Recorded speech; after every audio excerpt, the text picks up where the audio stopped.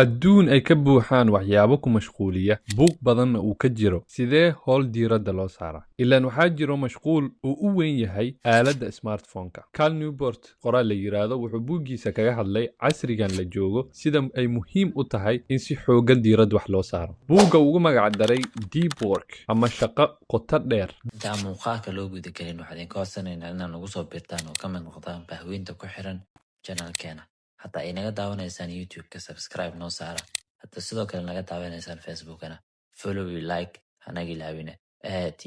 ayaad umahadsanid ka mid noqo dadka ina gaarsiin lahaa YouTube-ka kunka qof deep work wuxuu ku macneeyay howlaha xirfadeed oo lagu qabto xaalad feejignaan oo aan wax mashquul ah lahayn kuwaasoo ku riixaya awoodda maskaxdaada ilaa xadka ay gaari karto yacni adigoo wax kaloo ku mashquuliya lahayn hal howl inaad diiradda saartid maskaxdaadana tuujisid ilaa xadka marka deep work ama shaqada qotada dheer mar walba layskama galee waxaa loo isticmaalaa howlaha muhiimka ah sida cashar adag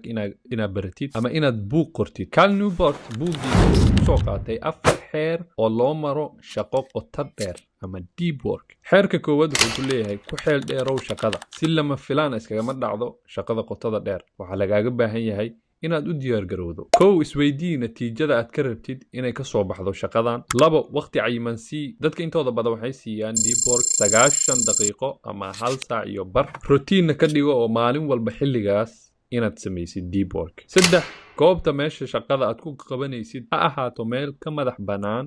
mashquul iyo wax ku mashquuliya xeerka labaad wuxuu ku leeyahay aqbal caajiska inteena badan waxaa naga hortaagan inaan diiradda wax saarno oo aan daqiiqad walba aan u boodayno telefoonka waa caajiska howlaha muhiimka ah ay leeyihiin marka waxaan isku madax daalinaynaa muuqaalo yaryar inaan nashaad ka helno ilaan caajis aan ku dareemaynaa howlihii muhiimka ah haddaba caajiska naftaada waa la qabsin kartaa adigoo markaas u tababaraya hababka aad isku bari kartidna waxaa ka mid ah inaad waqti gooni ah waxba aadan qabanaynin inaad samaysid adigoo markaasna ka hor imaanaya wax walbo ku mashquuliya oo dhinacaaga soo aada xeerka saddexaad ee deep work ku gali kartid jooji gebi ahaanba social media ama baraha bulshada ama kaliya isticmaal marka aad dan muhiim ah ka leedahay sababtoo inta badan ma ogin xataa goortaan soo galnay applicationka yacni goortaa furtay ma ogid waxaadna ku dhumaysaa muuqaaladaas badan oo aan dhammaad ka lahayn waxaadna si fudud aad kaga mashquuli kartaa hooshii aad ku jirtay xeerka afaraad aad u yaray shallow work waa ka soo horjeedka deep work shallow work waa shaqooyinka la qaban karo adigoo mashquulsan oo haddana aanan aadka muhiimka u ahayn sida emailkaaga inaad fiirisid inay fariin kuu soo dhacday ama kuwii horey soo dhacay inaad fiirisid akhrisid marka howlaha sidaan oo kale ah shallow work ayagana waqti gooni ah si aad ku fiirisid aad ku samaysid si aanan kaaga mashquulinin howshii qotada dheereed gunaanadkii yeelo maalintii xilli shaqo qoto dheer gashid goob degan mashquul lahayn